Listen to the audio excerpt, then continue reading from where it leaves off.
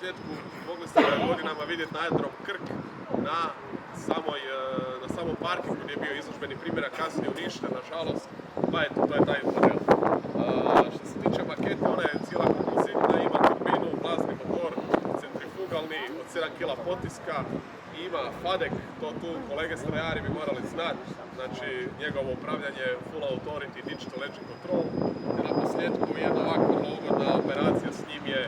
na pisti na livadi, leti brzinom do nekakvih 286 km/h, u nekom poniranju dođe do 1.300, ali to načelno nije njegova svrha je da bude maketa i što vjernije prikazuje letne karakteristike.